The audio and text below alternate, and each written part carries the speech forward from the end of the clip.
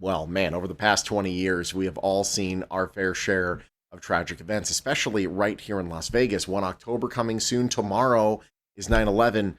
A lot of emotions during times like this. How do you come to grips with a Mhm. tragic event that's happened in your past and be able to take on that day without fear and crazy anxiety? Well, answers from our next guest, Amy Hashke, joining us now. A fantastic human being, also a licensed individual, couple, and family therapist. Great to see you, Amy. How are you?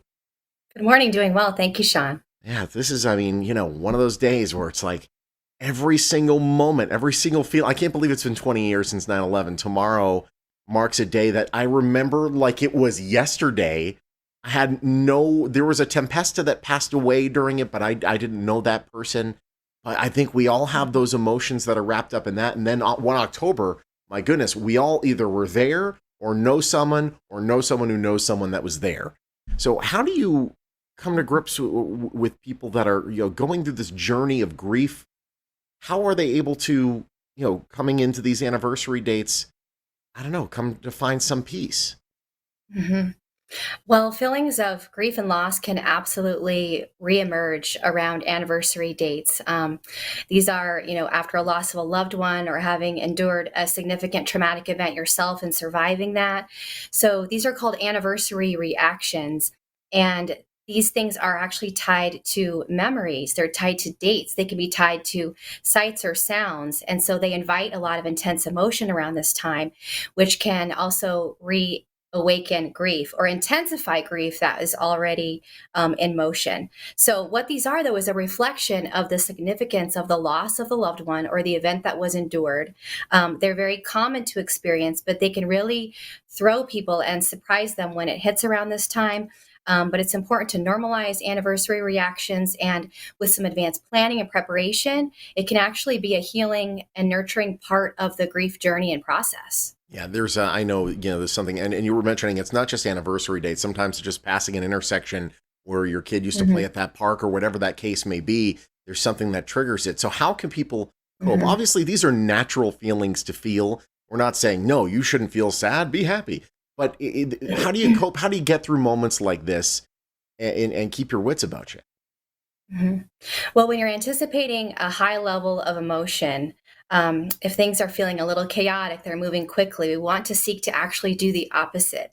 So we want to slow down, take a pause, and incorporate some very practical steps. And so, some suggestions that I have for adults are actually also appropriate for children if they're introduced at an age appropriate level. So, the first thing we want to do is to plan a distraction. And this doesn't mean to distract from your feelings in any way or your emotions, allow yourself to feel, but plan an activity during this time. Get together with your support system Mhm. and plan this in advance. This will help you feel less isolated and alone when you're anticipating a low point. So that's the first thing I would recommend. And the second is allow yourself to reminisce. Connect to others, including those who were important to your loved one, and just focus on all the positive qualities that they had, how they brought joy into your life, the life lessons that you learned from them, and just focus on the good things in your relationship. People often want to not think about those things or not remember. And it's okay to remember and allow yourself to do that, especially in the company of others. Yeah. And then lastly, reflect. And this is for those who have endured or survived an event or the loss. So, this can be a turning point in your recovery process as you give yourself grace and patience and time and acknowledge and give yourself credit for all of the things that you have endured and the progress that you're making in your grief journey. So reflect on your own progress as well. Absolutely, and seeing a common thread through much of what you said there was, Mhm. to be there with your support system and to, not necessarily, hide away from your feelings, but to, just be vulnerable with the people around you and say, you know what, yeah, this is a day for me. It's going to be one. For people that are having trouble kind of coming to grips and Mhm. coping with things, are there resources available to them to be able to kind of, work this out in a constructive way? Yes, first and foremost, definitely consult with your provider, your doctor, or a mental health professional. You don't have to wait for things to feel really bad to seek support. Seek support early and often, or as things emerge for you in your journey. If you're employed at this time, your employee assistant program would be a good starting point or a resource.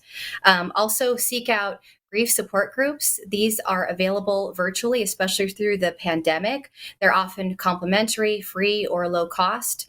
Um, Also, locally, there's the Vegas Strong Resiliency Center. Mhm, They can provide referrals and resources as well. mhm. And on a national level, there's an organization called Tuesday's Children, and they provide resources and healing for families who have been changed or impacted by terrorism, military conflict, or mass violence. So, those are some starting points. Absolutely, and it's worth noting it's okay to not feel okay. Just find the right way, the constructive way to be able to get to some sort of peace. Mhm. Amy, always a pleasure talking to you. Thanks for joining us. Thank you so much. All right, she's got the best website, by the way, ever. Shrinkinthecity.com. Really? How great is that? Shrinkinthecity.com. You could also give her office a call, and the number's right there on your screen, or follow her on Instagram at Amy Hashkane.